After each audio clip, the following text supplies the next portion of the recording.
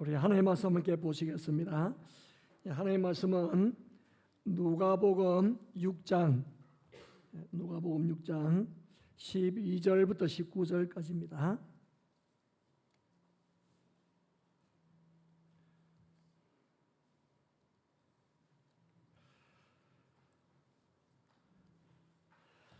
누가복음 6장 12절부터 19절까지 우리 함께 한 목소리 함께 합독하도록 하겠습니다.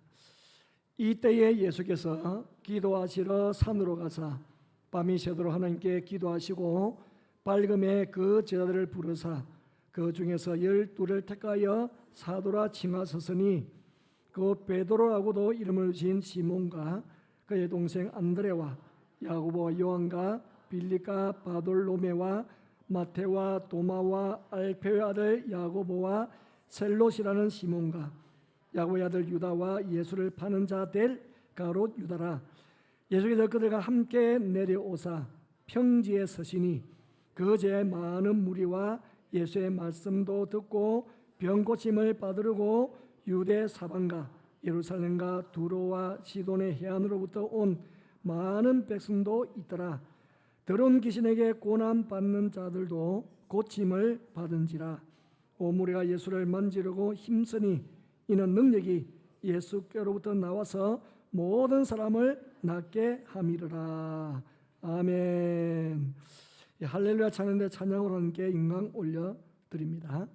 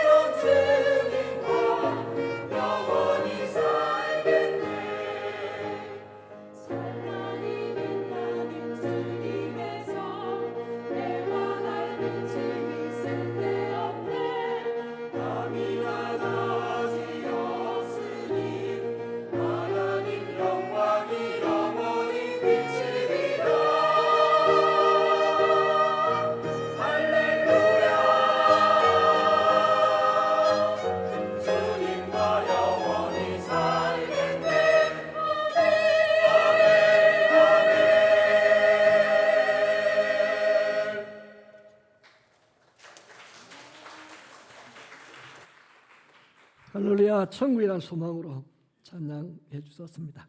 우리 예수 사랑 찬송하시면서 성가대 이동하도록 하겠습니다. 예수 사랑하심을 성경에서 배웠네.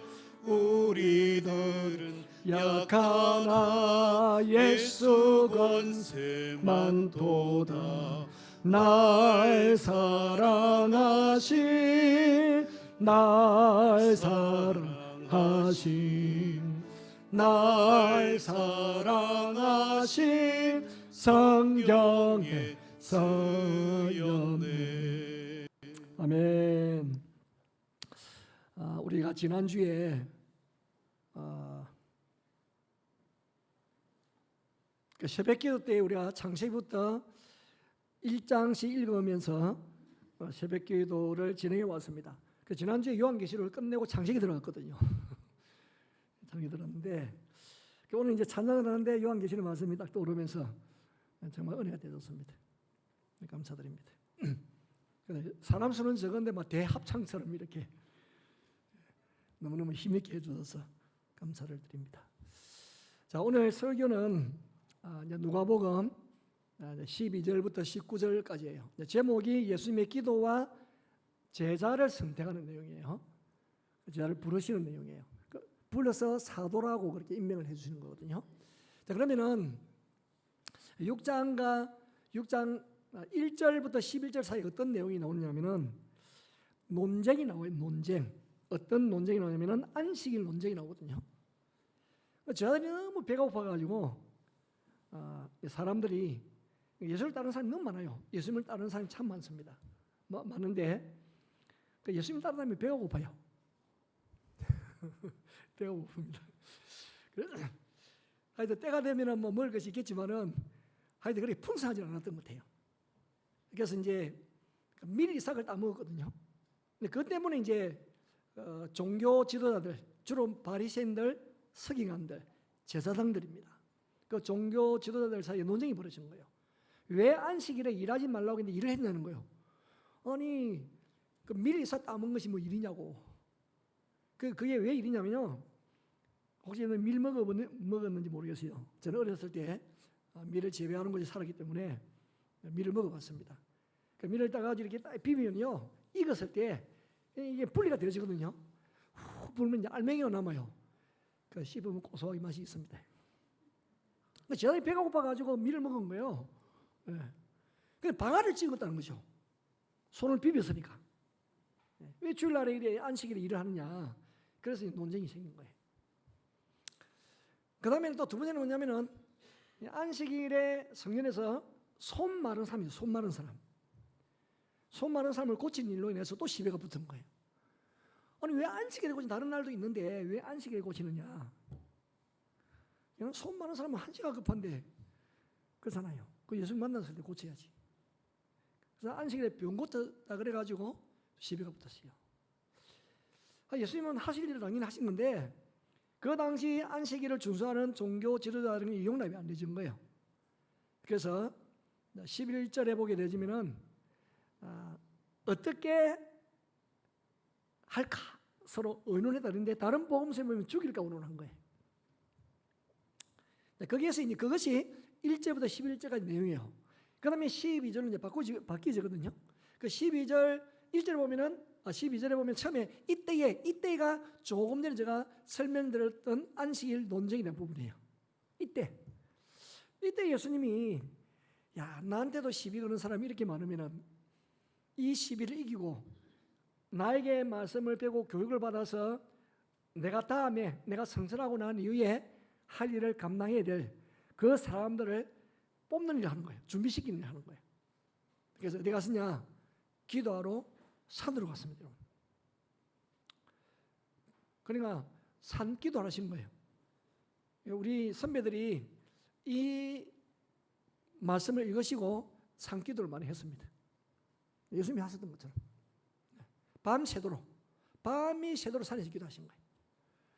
그래서 기도란 말이 두 번 나오잖아요. 기도하러 산으로 가서 밤이 새도록 하는 게 기도했다는 거예요. 잠자기 위해서 쉬기 위해서 산에 가신 것이 아니에요. 기도하시기 위해 산에 가신 거예요. 자, 그러면 우리도 기도를 하잖아요. 기도를 할 때 왜 기도하세요?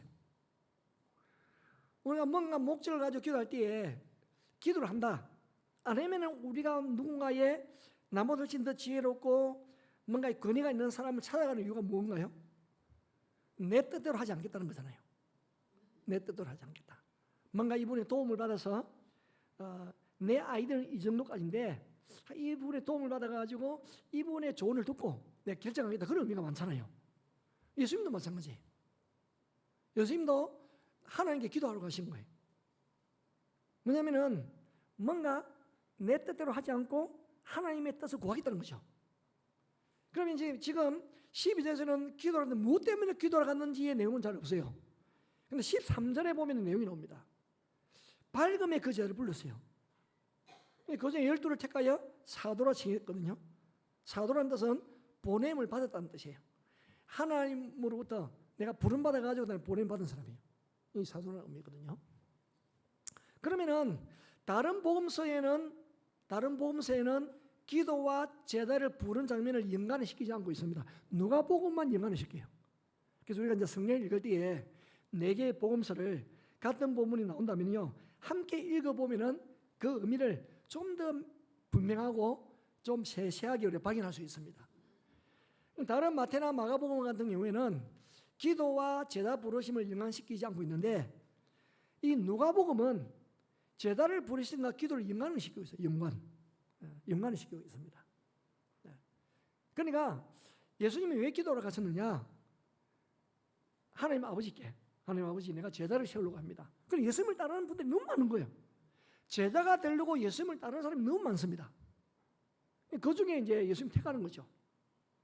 택하는데 예수님께서 다 기도하는 중에 몇 명, 12명, 구약에는 또 12지파가 있으니까 12사도를 딱 이렇게 선택하여 세우려고 하는데, 밤새 기도하는 가운데에 많은 사람들 중에 12사람의 이름이 싹 지나가지 않겠어요.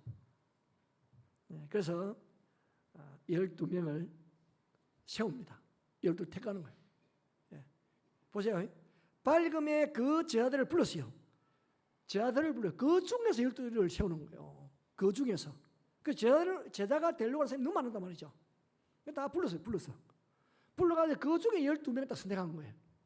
그럼 그 밤새도록 하나님과 기도하면서 결정하신 거예요. 하나님께. 기도를 뭐라고 했을까요? 하나님, 내가 하나님 나라를 전하기 위해서 오셨고, 또 하나님나라가 어떠한 것인지를 계속 전해야 되는데 그 일을 할 12명을 내가 뽑을 겁니다. 12명. 그러면은 그 12명을 뽑을 건데 어느 사람을 뽑을까요? 하나님께서 알려주시겠죠. 그러니까 싹 지나가게 되진 거죠. 밤새 기도했습니다. 그것만 한 게 아니에요. 밤새도록 기도하셨다니까요. 딱 결정을 하시고 그런 12명을 택한 거예요. 여러분, 예수님도 기도할 필요가 없으신데 기도하셨다니까요. 그럼 우리는 예수님이 이렇게 기도하셨는데 우리도 기도해야 됩니다, 여러분. 그러니까 적은 일이라고 기도하지 않아도 된다, 그렇게 생각하시면 안 됩니다. 작은 일로 기도하셔야 돼요. 우리가 쉽게 생각하는 그 일도 쉽지 않을 때가 많습니다, 여러분. 자동차 사고가 일어나는데 내만 잘한다고 사고가 일어나는 게 아니에요. 저 사고가 없는 게 아니라고요. 나는 잘하는데 어느 날 갑자기 중앙선 해가지고 지휘받는 경우도 있다니까요. 중앙선 해가지고. 나는 잘 가고 있는데 하늘에서 뭐가 떨어지는 경우도 있어요.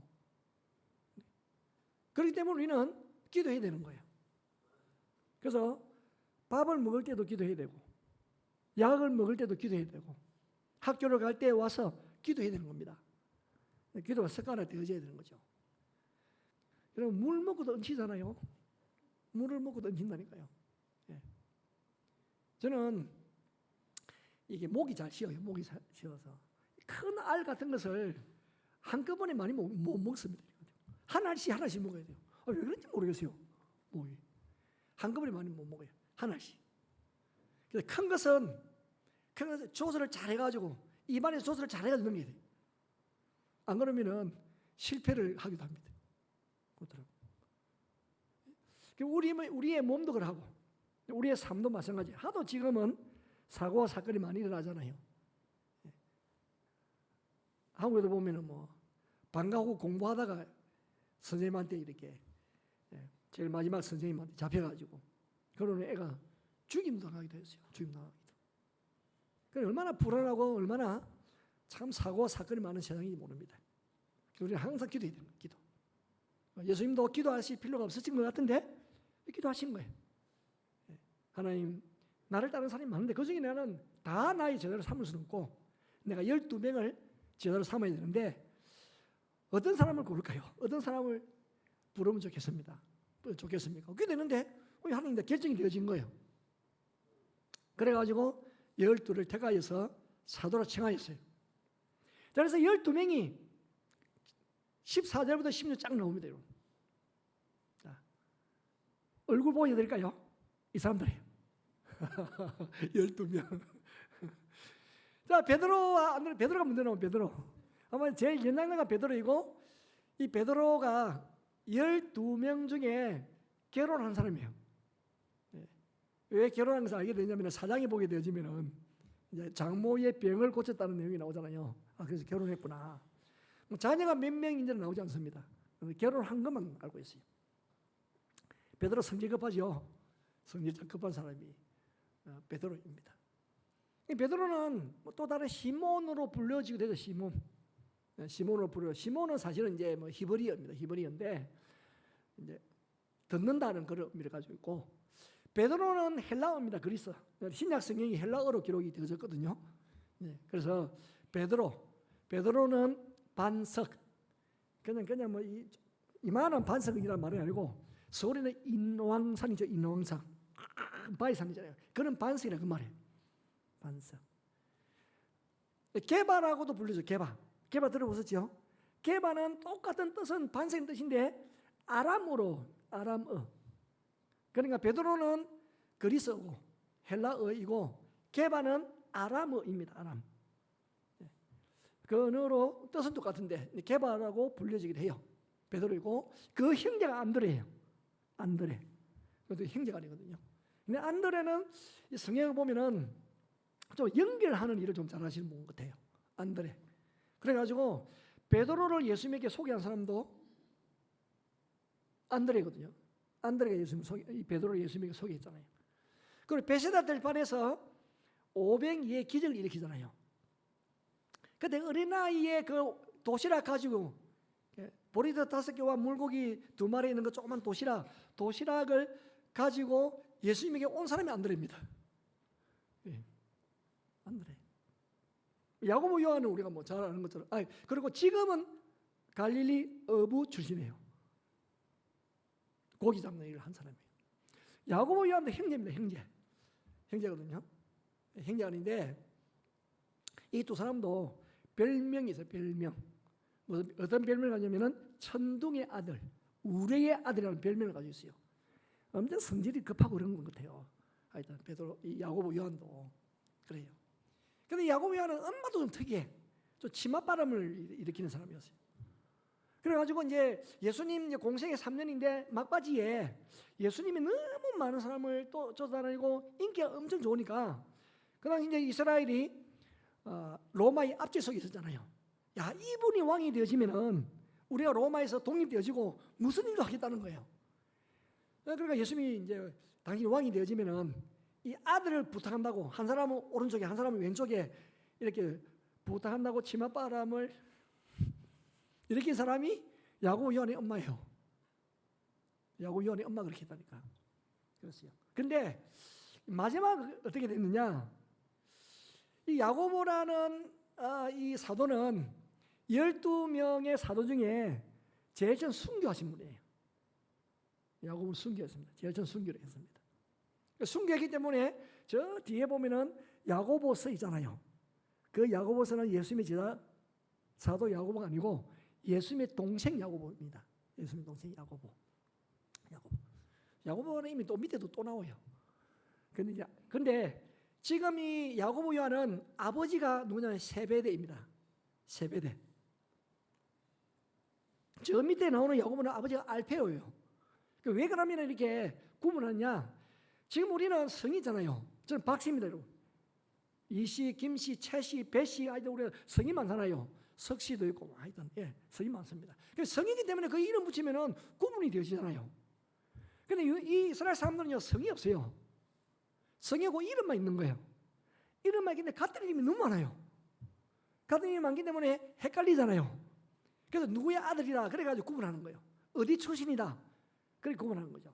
제가 어렸을 때 지금이야 지금 여성들 이름으로 불러지지요. 지금은 이름 불러주시잖아요. 제가 어렸을 때는요, 여성들 이름이 없었습니다. 시집 온 여성들. 그래가지고 춘천에서 오면 춘천댁이라 해요. 춘천댁. 그리고 뭐 동에서 오면 동해댁.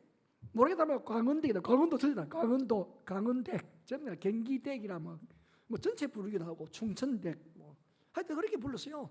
부산이면 부산댁이다. 광주면 광주댁이다. 그렇게 불렀어요. 이름 없어요. 이름. 이름으로 불러주니까 감사하게 생각하십시오. 교회 오면 다 이름 부르 이름. 우치사님, 근사님 이름 부르잖아요. 복 받았습니다, 여러분. 그 다음에 애기한테 하면 애기 엄마 이름 부르십니다. 그 다음에 부인들이 이름이 없었다니까요. 제가 이름 하면 누구지? 그래, 누구지? 누구 엄마? 아, 그 사람이에요. 이렇게 되어지는 거죠. 그러니까 지금 여기는 성이 없으니까 같은 이름이 너무 많습니다. 같은 이름이. 그 야고보 요한은 형제아들인데, 야고보는 12 제자 중에 제일 처음 순교하신 분이고, 요한은 제일 오래 살아남은 사도입니다. 그래가지고 요한계시록 기록했잖아요. 에베소에서 목회하시다가 이제 로마에 가지고 압제받아가지고 그 에베소 그 앞에 지중해 바다에 있는 밤모라는 섬에 유배를 갔습니다. 그래서 그게 AD 96년, 97년 그 시점에 요한계시록 기록한 것을 보거든요. 거기에서 이제 순교한 거로 보죠. 뭐 순교라기보다도 거기에서 이제 돌아가신 거 보는 겁니다. 여하튼 산순교자. 빌립하고 바돌로메는 친구로 봅니다. 친구. 빌립과 바돌로메 친구를 보거든요. 이 빌립도 굉장히 좀 뭔가 이렇게 계산이 빠르고 그런 사람이었던 거예요. 어쩌면 좀 똑똑해야 되나? 이 빌립도 베세다 들판에서 502여의 하나님의 기적을 일으키기 전에 그냥 안드레가 가가지고 그 이제 도시락 가지고 왔잖아요. 가지고 왔는데 그 전에 예수님이 제자들 보고 야 너희들이 먹을 것을 구해주라 그랬거든요. 그때 빌립이 한 말이 있어요. 아니 사람이 이렇게 많은데 계산해도 돈이 200데나리온이 들겠습니다. 그런데 데나리온의 가치는 뭐 엄청 크니까 그래서 그만큼 많이 돌게다 딱 계산이 딱 나오는 거예요. 이 많은 사람들에게 이 정도 하면은 이 정도 돈이 되겠다. 계산이 굉장히 빠른 사람이 빌립이었던 것 같아요. 바돌로미는 다른 나다나엘이라고 해요. 나다나엘. 바돌로미는 또 나다나엘이라고 하는데 이분은 좀 약간 편견이 있는 사람. 편견. 그러니까 이제 예수님을 소개를 했거든요. 나다나엘에게 예수님을 소개했어요. 나다나엘 하는 말이 야, 그 예수라는 사람이 어디 사람인데? 나사렛 사람이야. 야, 나사렛에서 선한 것이 나오겠냐? 그 좋은 동네, 그 후진 동네에 뭐 선한 것이 나오겠냐? 야, 웃기지 마라. 나는 못 믿겠다. 그렇게 했던 편견을 가지고 있는 사람이 나다나엘이에요. 나다나엘. 내가 예루살렘이나 뭐 그런 사람에서 뭐 누구다 그러면 내가 믿을 수 있겠지만은 아니 나사렛 그 좋은 동네 그 참 가난한 사람들이고 못 배운 사람이 있는 그 동네에 뭐가 선한 것이 나오겠느냐? 그렇게 했던 사람이. 마태는 지금은 세리입니다. 세리. 그러니까 그 당시 유대 사람들에게 굉장히 매국노다, 배신자다. 그렇게 이제 사람들에게 일컬음을 받는 직업이 세리였어요. 그럴 수밖에 없는 것이 로마의 압제에 있는데 막 세금을 자기 멋대로 굳어가지고 그 자기 멋대로 많이 거둬야 자기에게 떨어지는 게 많으니까. 그래서 이제 로마의 바치니 일단 로마의 압제를 받는 것도 서러운데 세금까지 떼가지고 가니 얼마나 힘들겠어요. 그러니까 완전히 배신자, 매국노 그렇게 불려진 사람이 세리였어요. 그 직업이 세리였다고. 마태 다른 이름으로 레이라고 불려지기도 합니다. 그냥 도마는 아주 그 앞에 수식어 붙이죠. 의심 많은 도마. 그죠? 왜 의심 많은 도마라는 의심이라는 말이 붙느냐면은 이 도마가 이제 예수님이 부활하셨잖아요. 하필이면 그 제자들에게 나타났었는데 도마가 없을 때 나타난 거예요.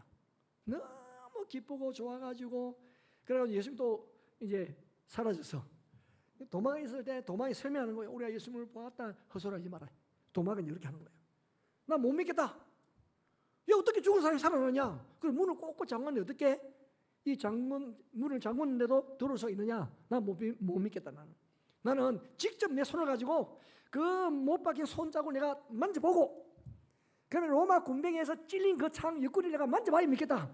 그랬던 사람이 이제 도마 있거든요. 도마가 있었을 때 예수님 나타나셨어요. 도마야, 나 만져봐라. 그 도마가 한 말도 예수님 다 들었던 거예요. 그 도마가 만져보지 않고 나의 주 나의 하나님, 그걸 고백을 한 거죠. 그 사람이 도마예요. 근데 도마가 좀 특이한 것은 디두모 도마라죠. 디두모는 지명 이름이 아니거든요. 디두모라는 뜻은 쌍둥이라는 뜻이에요. 쌍둥이. 디도 외에 또 다른 이제 사람이 있는 거예요. 그래서 보세요. 베드로 안드레는 형제가 아니죠. 야고보 요한 형제가 아니죠. 빌리 바르도로메도 이런 친구 사이거든요. 도마도 쌍둥이인데 둘이 다 불러서 얼마나 좋겠어요. 근데 도마만 부름받았어요. 도마만. 너 신비롭잖아요, 그죠? 나머지 쌍둥이 형제는 어떻게 됐을까? 저도 모르겠습니다. 하여튼 도마가 이제 디두모 도마라는 디두모 쌍둥이라는 뜻이에요. 도마 같이 닮은 1난생인데 2난생인지는 모릅니다. 그럼 또 야고보는 아버지가 알페오의 아들 야고보예요. 세베대가 아니고 알페오의 아들 야고보. 아버지가 다릅니다. 저 앞에 저 위에 있는 야고보는 아버지가 세베대이고 밑에 야고보는 아버지가 알페오입니다. 그 알페오를 해놨죠. 앞에 여기 세 번째 줄에 보면은 마테 도마 알페오 아들 그렇게 있잖아요. 아들 야고보. 그다음에 셀롯이라는 시몬 있잖아요. 그 셀롯 앞에 보면 성경 보면 1번 해가지고 관중 밑에 보면은 열심당원이 있어요. 열심당원. 로마의 앞장에 있으니까 막 외치는 사람 있잖아요. 우리로 말하면 뭐 독립당 비슷하게 독립을 주장하는 그 독립당 하나의 당파입니다. 당파. 헬롯 당원의 당파입니다. 당파. 그런 이제 거기에 소속된 이제 사람이 시몬이에요. 시몬. 그런데 알페오 아들 야고보하고 셀롯이라는 시몬은 제자들의 수면 오고 그다음 또 이 복음서에 보면은 잘 등장을 하지 않습니다. 별로. 그래도 예수님이 제자입니다. 제자. 좀 시원찮다. 예수님이 제자들이 보면은. 자, 그다음에 야고보의 아들 유다. 저도 보면 야고보의 아들 유다가 두 명이잖아요. 또 유다가 이름이 두 명입니다, 그죠? 야고보의 아들 유다가 있고 구분하기 위하여서 유다가 한 명 같으면 그냥 유다라 쓰면 돼요. 또 두 명이 나오니까 야고보의 아들 유다하고 예수를 나중에 예수를 팔자가 될 가룟 유다. 가룟 유다인데 이름이 가룟 유다가 아니고 가롯은 지명입니다. 지명. 가롯 사람 유다는 뜻이에요. 가롯은 지명입니다. 유다가 두 명 있는데 야고보의 아들 유다는 뭐 별로 크게 성경에 등장하지 않고 있지만은 그래도 여전히 끝까지 12제로 남아 있었던 사람이고 저 뒤에 노는 가롯 사람 유다는 나 예수를 판 배신자가 되었잖아요. 같은 제자라도 한 사람은 남아 있고 한 사람은 배신자가 되어지고 그렇게 했어요. 그래서 이렇게 이제 12명을 부르신 거예요. 예수님께서. 자, 여러분 이 12명이 예수님이 기도하고 부른 제자들이에요. 많은 제자들 중에 기도하고 선택을 한 사람들이에요. 기도하고 선택했다.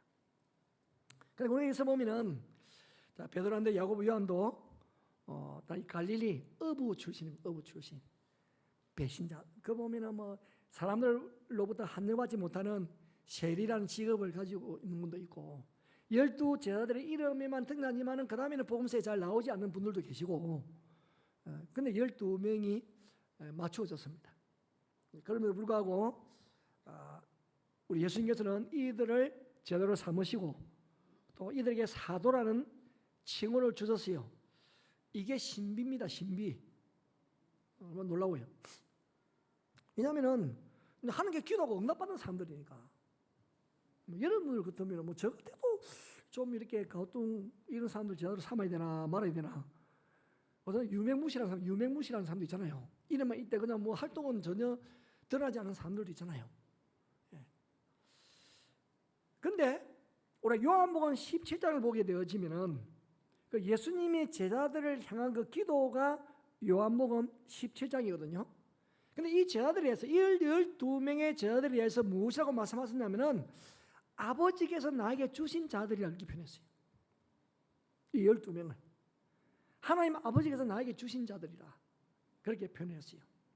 나중에는 예수님이 성천하시고 난 이후에 이 12명이 교회의 지도자가 되어집니다. 3년 훈련 받아가지고 지도자가 되어지죠. 물론 막판에는 가룟유다가 자살해 죽고 그 대신에 마띠아라는 사람이 들어갑니다. 사도행전 1장에 보게 되어지면은. 그렇지만은 여하튼 이런 사람들이 또 예수님의 뒤를 이어서 예수님의 사역을 감당하게 되어져요. 이것을 보게 되어지면은 예수님이 제자 선택을 위해서 한 방 꼬박 세워가지고 기도했다는 것은 참 놀라운 일이고, 그래서 그렇구나. 역시 기도대로 하나님께서 역사하시는구나.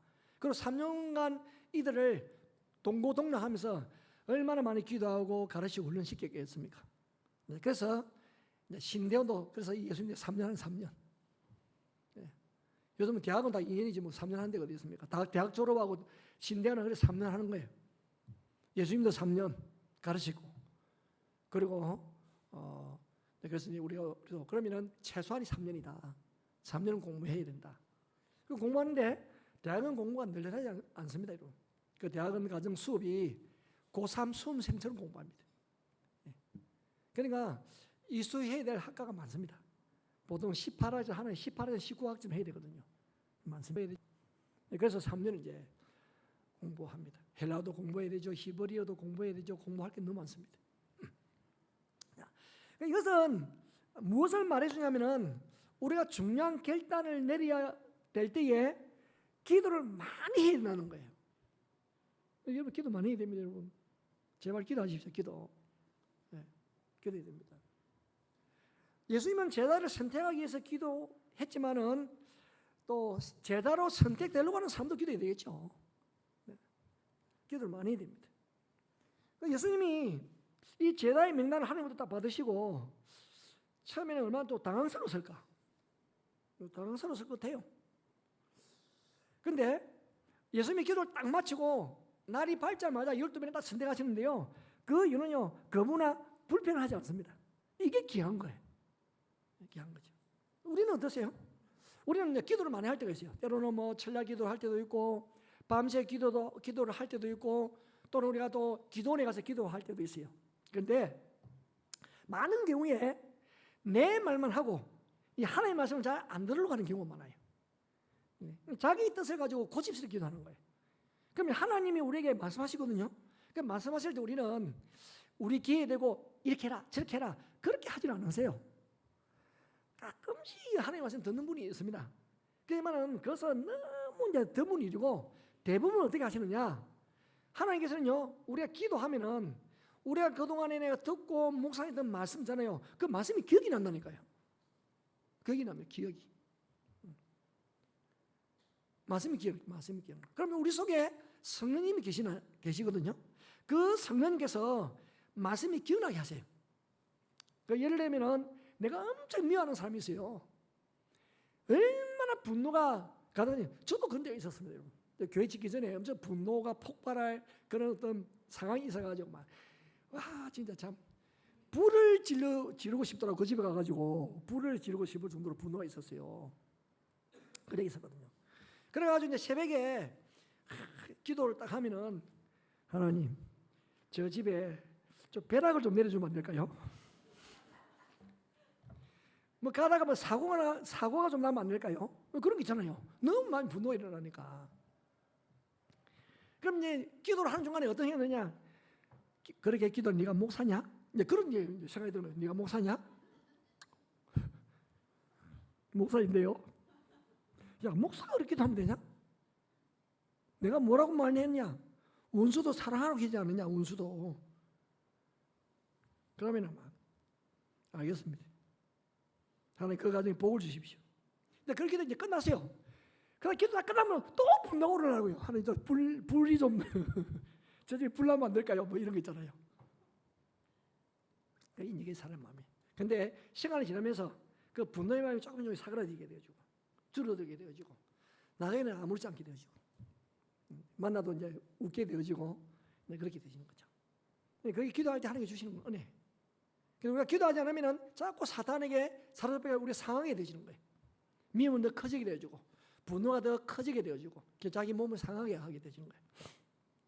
기도하면 하나님 은혜 주십니다, 여러분. 그래서 우리는 기도해야 되는 거예요. 아니 기도가 능력이 없고 은혜가 없으면 왜 기도하라고 그렇게 말씀하시겠어요? 예수님도 내가 너희 안에, 너 안에, 너가 내 안에 가면은 기도해라. 그럼 이루리라. 그렇게 말씀하셨잖아요. 그래서 기도해야 되는 거예요. 그래서 우리가 하나님의 뜻을 받아들이지 않는 기도는 울리는 꽹과리, 소음에 불과합니다. 그런데 우리가 뭐 기도를 길게 할 수도 있어요. 밤을 새워 기도할 수도 있어요. 그러니까 기도가 끝나면 하나님의 뜻을 받아들이는 그게 믿음이에요. 그게 믿음이에요. 다른 게 믿음이 아니에요, 여러분. 내 뜻을 포기하고 하나님의 뜻을 받아들이는 그게 믿음이라는 거예요. 기도할 때 하나님께서 그런 마음을 주세요. 말씀이 기억나게 하신다는 거예요. 무엇이 하나님의 뜻인지 본인이 알고 있는데 분노가 너무 심하니까 하나님의 뜻에는 자기 뜻대로 하려고 하는 것이 우리 마음이거든요. 근데 기도하면 차분하게 해주세요. 그 창세기 22장에 보면은 하나님이 아브라함에게 나타나셨어요. 그래가지고 이제 테스트 하시는 거예요. 테스트 하는데 하나님이 아브라함을 시험하시는 거예요. 그 아브라함이 무슨 말씀하시느냐면은 아브라함아, 너 독자 100세에 얻은 아들 있잖아. 그 아들 이삭을 저 모리아 땅에 내가 지시하는 곳에서 제물로 드리라. 제물로 드리라는 거예요. 제물로. 뭐 제물로 드리는 것을 사람을 죽여가지고 태워드리는 거예요. 무서운 거예요, 그거. 제물로 드린다는 거. 그래가지고 그래 하셨어요. 아브라함이 그 하나님의 말씀을 듣고 얼마나 고민이 많았겠습니까? 예. 아니 도대체 뭐 줄 때는 언제고 또 드리라는 것은 뭐지? 믿어야 돼 말아야 돼? 하여튼 뭐 그런 마음도 안 들겠습니까?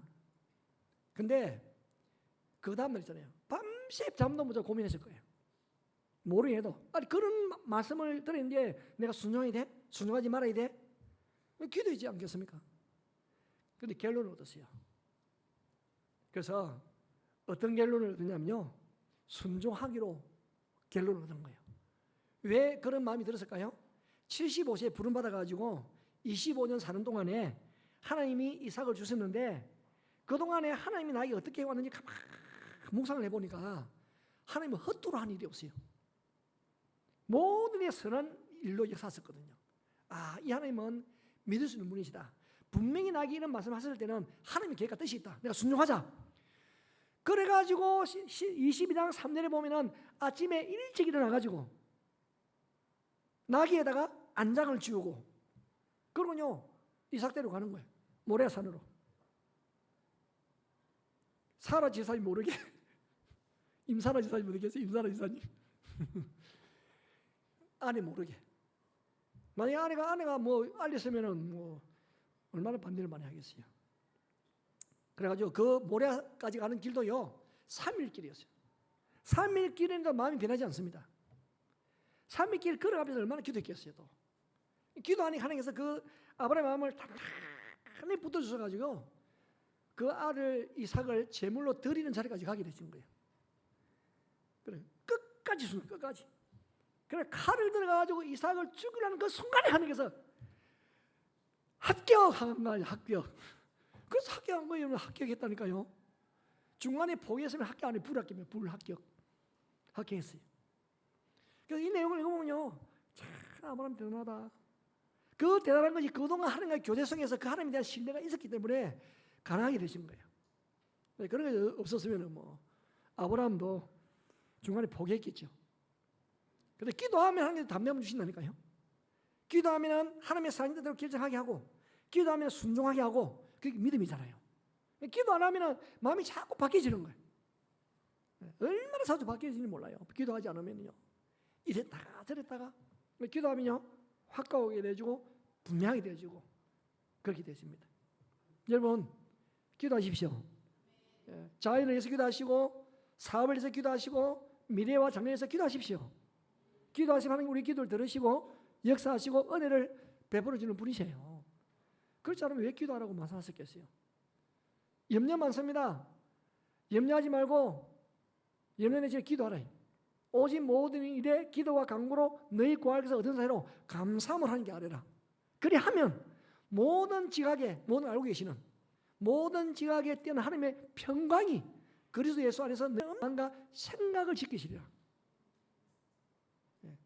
기도의 내용은 성경에 엄청나게 많습니다, 여러분.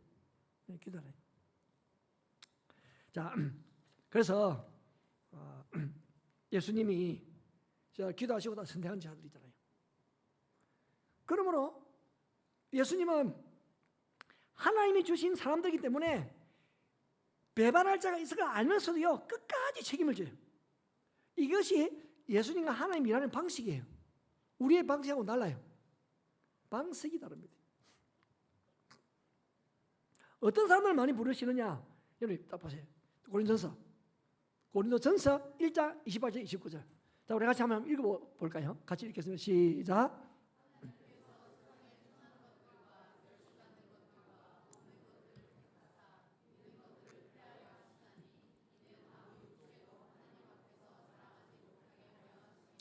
대부분의 경우 보면은 예수 믿는 사람들이 참 부족한 사람이 많아요. 여러분 올 때 저도 얼마나 부족합니까? 부족한 것이 한두 개 아니잖아요. 잘 까먹지, 기억 잘 못하지, 또 성가 이름을 바꾸지. 제가 여러분 제가 하여튼 못하는 건 너무 많습니다, 여러분. 근데 목사라. 그럼 그런 거 보고 목사 생각하면요, 하는 게 감사한 것밖에 없어요. 나가다든지 목사 돼가지고 주님도 고생하신다 하는 생각도 많이 들어요. 너무 똑똑한 사람 하면 얼마나 좋겠어요. 근데 이 하나님은요, 천한 사람, 무시당하는 사람, 멸시받는 사람, 없는 사람을 택해가지고 잘난 사람을 부끄럽게 하시는 거예요. 그럼 또 하나님이 또 하시는 게 있어요. 자랑하지 마라. 야, 너가 어떻을 내가 불렀느냐? 너는 자랑할 것이 아무것도 없다. 부른 것 자체로 감사해라. 내게 이 달란트 직분 주는 것 자체로 감사해라. 하나님 그거 원하시는 거예요. 그러니까 하나님 앞에서 어떤 것에도 자랑 못하는 거예요. 그래서 제가 교회를 생길 때 자랑할 아무것도 없어요. 하나님이 하시는데 뭘 자랑하겠습니까? 하나님이 하시는 일인데.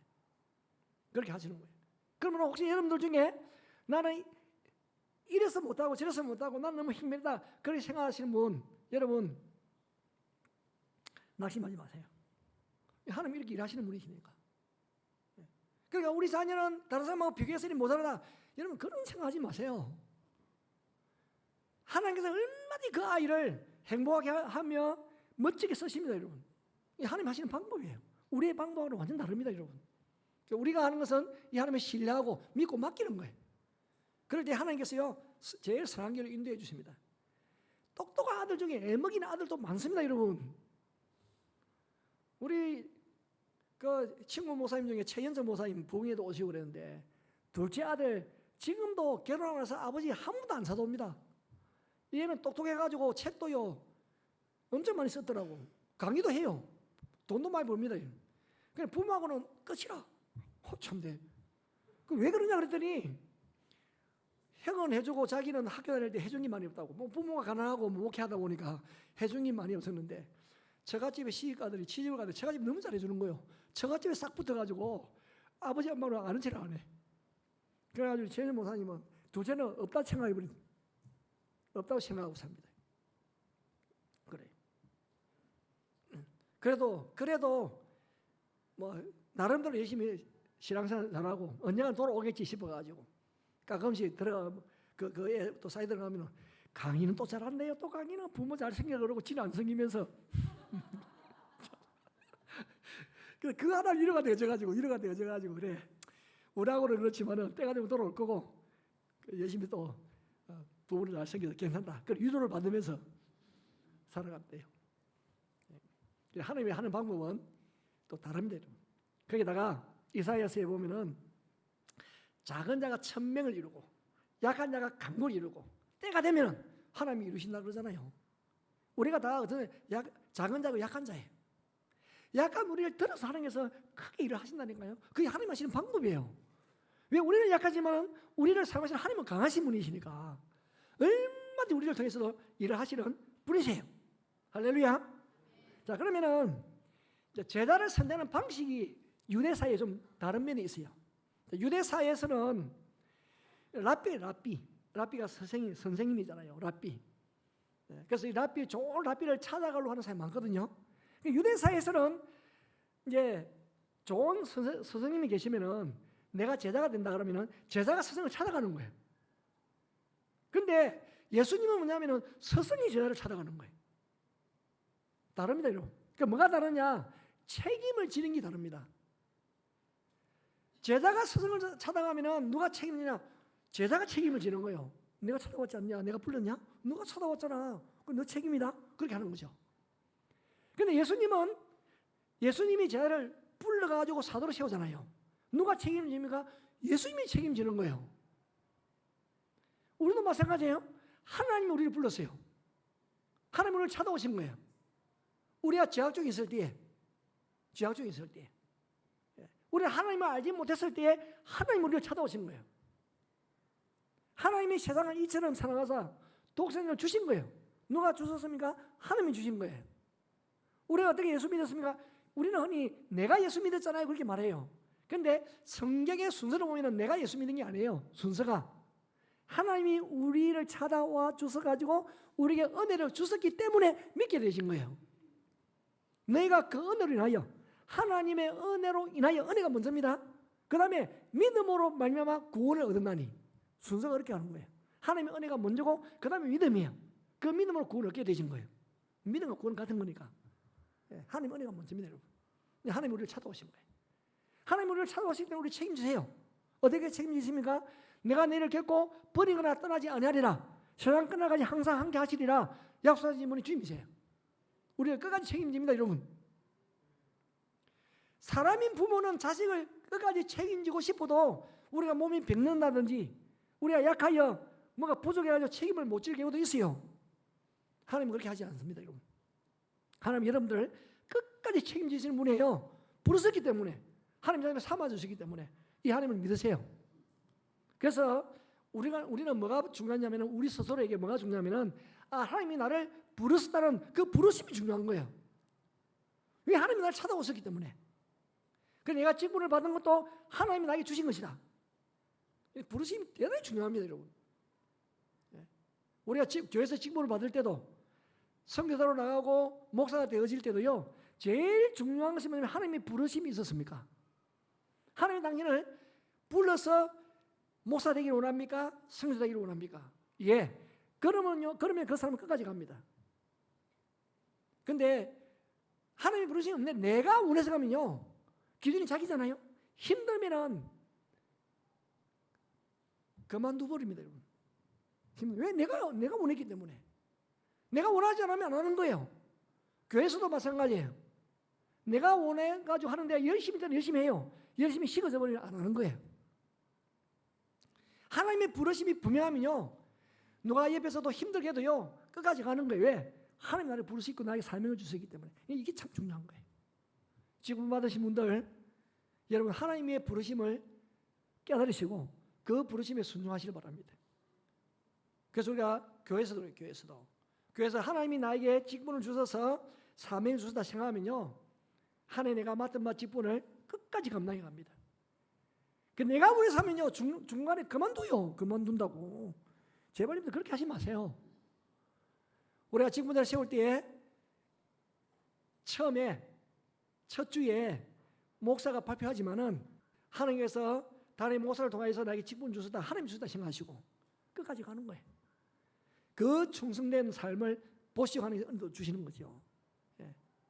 내가 원해서 하면요, 여러분 얼음이 생기고 다툼이 생기고, 여러 가지 불화가 생깁니다.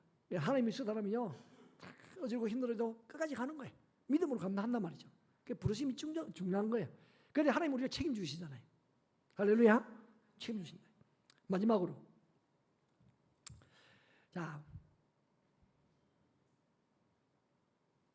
제자 훈련의 핵심이 있어요. 이 성경 구절이 중요하니까 이 성경 구절을 읽겠습니다. 시작.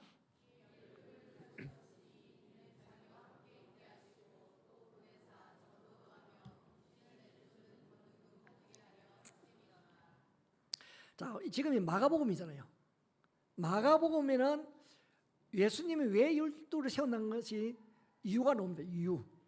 첫 번째 뭐냐면은, 이는 이 12를 세운 이유는 첫 번째, 자기와 함께 있게 하시고. 함께 있는 게 진짜 중요합니다. 가정도 부모와 자녀가 함께 있는 게 중요하잖아요. 그래서 부모의 사랑을 받아요. 함께 있지 않은 고아는 너무 슬픕니다, 여러분. 고아 생각해 보시라고. 부모와 함께 있어야 되는데 아이가 부모와 함께 하지 않는 것은 슬픔이에요. 아픔입니다, 여러분. 함께 있는 거.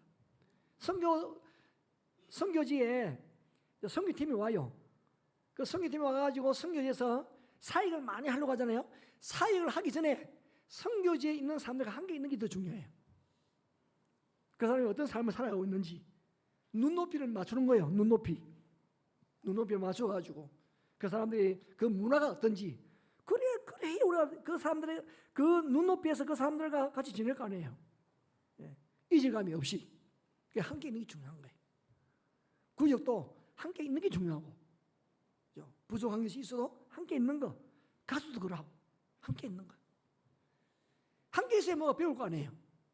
그래서 제 아들이 3년 동안 동고동락하면서 예수님과 함께 있으니까 기도를 배우고 말씀을 배우고 삶을 배우는 거예요. 그래서 예수님이 따라오라 해도 그대로 하잖아요. 함께 하지 않으면 못 배웁니다, 여러분.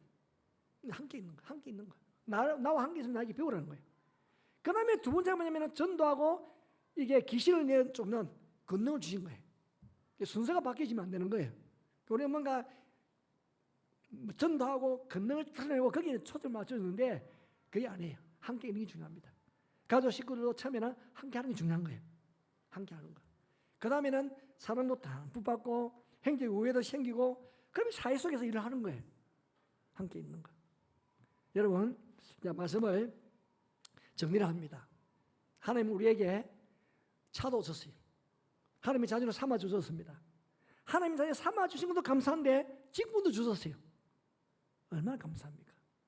그러므로 하나님이여 나를 찾아오셔서 나를 하나님 자녀 삼아 주신 것을 감사히 여기시고 그리고는 나에게 직분 준 것을 감사히 여기시고 그 우리의 사명은 그것을 잘 감당하는 거예요. 누구를 본받아서? 예수를 본받아서. 자, 우리는 이 말씀을 가지고 우리 함께 기도했으면 좋겠어요. 하나님 날 불러주신 하나님 정말 감사합니다. 죄악 중에 나를 찾아오신 건 너무 감사합니다. 그에 나를 귀한 직분 주신 것도 감사합니다. 잘 감당케 하여 주옵소서. 그래서 내가 속해 있는 가정 속에 교회 속에 하나님의 인강이 드러나게 하여 주시고 내 평생의 삶에 주를 사랑하고 주를 경외하며 주를 인정하는 또 제자다운 삶을 믿음으로 살아내는 은혜가 있게 하여 주옵소서. 자, 그런 마음을 가지고 한번 함께 주의 자매 통성으로 우리 1분 정도 같이 기도하도록 하겠습니다. 주여 아버지 하나님 감사합니다. 오늘 우리 예수님께서 기도를 많이 하신 후에 제자를 부르셨습니다. 12명의 제자를 선택하시고 그대로 사도를 임명하여 주어서 하나님의 말씀을 선포하며 증거하는 자리에 하나님을 배우면서 어떤 주의 뜻을 행하는 자리에 그들을 불러주셨습니다. 제 아들의 면면을 보게 되어지면 부정한 예간 사람들이 많이 있습니다만은 하나님께서 기도하시고 또 준비하고 택한 자들이 있기 때문에 끝까지 책임지시고 그들이 끌어가시는 걸 보게 되어집니다. 주여 오나옵나니 저도 정말 모자르고 부정하고 죄악감된 저들이 있습니다만은 하나님께서 찾아오셔서 우리를 주의 백성으로 하나님의 거룩한 자리로 삼아주셨습니다. 하나님의 내가 너무도 감사한데 이 땅 안에 삶을 살아가는 가운데 죄의 몸무게를 새길 수 있도록 귀한 직분 주었습니다. 잘 감당할 수 있도록 은혜를 베풀어 주시고 힘을 다하여 주시옵소서. 주님이 나를 불렀었기 때문에 주님이 책임져 주시고 세상까지 함께하여 주시고 결국 우리가 떠나지 않으려고 말씀하셨습니다. 그 약속의 말씀 믿고 나아가오니 하나님의 놀라신 은혜를 더하여 주시고 주의 자비와 긍휼하심으로 충분하게 채워 주옵소서. 은혜를 더하여 주시옵소서. 하나님 아버지 감사합니다. 기도를 많이 하신 후에 우리 예수님께서 많은 제자들 중에 12명을 택하시고 그들을 향하여 사도라 임명하시고 습니다. 후에는 교회 지도자들에게 하여 주셨습니다.